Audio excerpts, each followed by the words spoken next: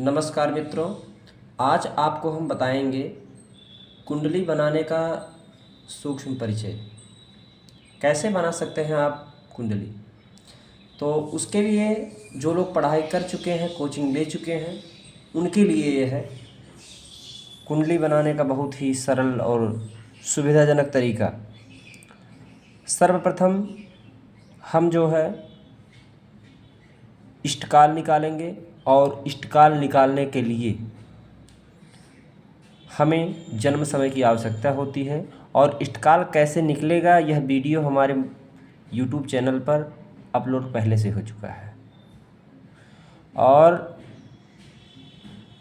दूसरा जो है तरीका यहाँ पर कैसे बनेगी कुंडली, यानी कि गणित करने का प्रोसेस उसमें बता दिया गया है। अब कुंडली कैसे बनेगी, तो उसमें जो है आप इष्टकाल निकालेंगे, शुद्धा निकालेंगे, भयात, भभोग, पलात्मक, विपलात्मक, और ये सब निकालने के बाद नामकरण करेंगे। नामकरण करने के बाद आप ऐसी कुंडली बाज़ार में ख़रीद कर लाएंगे।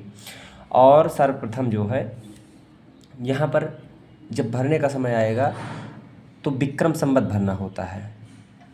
विक्रम संवत और जो है राज्य संवत, साके संवत। तो यहाँ पर देखिए भरा हुआ है विक्रमादित्य जो है संवत जो है 2054, और उसके बाद साके संवत क्या लिखा है, साके शालिवाहनस्य 1919। अर्थात इस जातक का जब जन्म हुआ, इनका जो है जन्म हुआ है 22 दिसंबर 1997 में। तो 1997 में राज्य संवत जो है चल रहा था 2054 और साके संवत चल रहा था 1919। उसके बाद महीना कौन सा था जब इनका जन्म हुआ, तो पौष का महीना। यहाँ पर देखिए पौष महीना।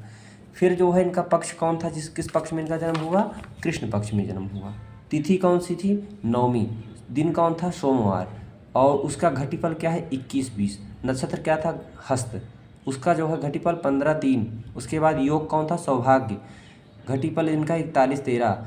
करण क्या है, तैतुल।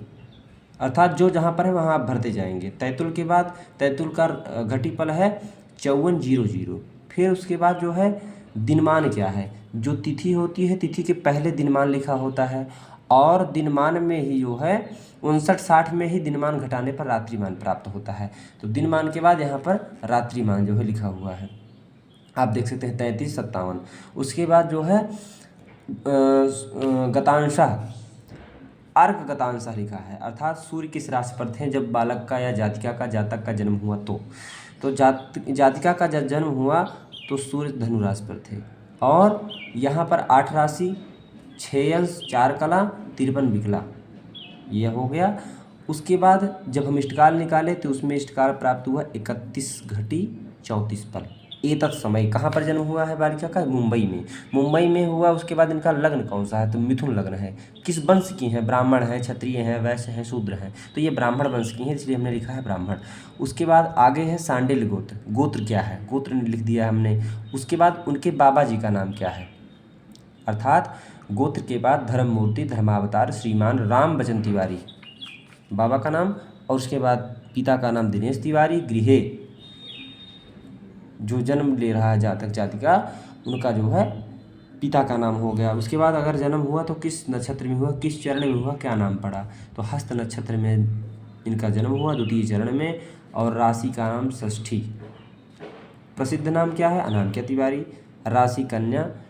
उनके स्वामी बुध। वर्ण वैश्य और महिष योनि। गण हो इनके जो है देवता हैं। नाड़ी इनकी आदि है। वर्ग इनका मेष है। इस प्रकार से ये विवरण भर सकते हैं जो विवाह में परम आवश्यक होता है। आगे जो है डेट ऑफ बर्थ लिखा हुआ है, इसलिए लिख दिया जा रहा है। कोई और ब्राह्मण, कोई और विद्वान, कोई और पंडित देखे तो वह भी अपने गणित के अनुसार कर सके। आगे लग्न कुंडली में मिथुन लग्न की कुंडली है। और जो है तीसरे भाव में राहु विद्यमान है, चौथे भाव में चंद्रमा, छठवें भाव में बुध, सातवें में सूर्य, आठवें में गुरु, शुक्र, मंगल।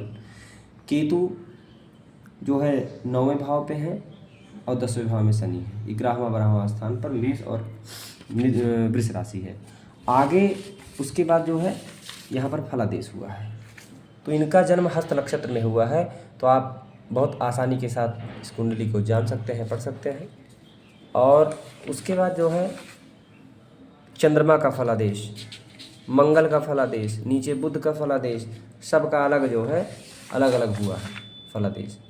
तो इस प्रकार से कुंडली बनवाने के लिए, जानकारी प्राप्त करने के लिए हमारे चैनल को सब्सक्राइब करें, मित्रों में शेयर करें, और कुंडली बनवाने के लिए हमारे मोबाइल नंबर 7380792866 पर फ़ोन करके संपर्क कर सकते हैं। धन्यवाद।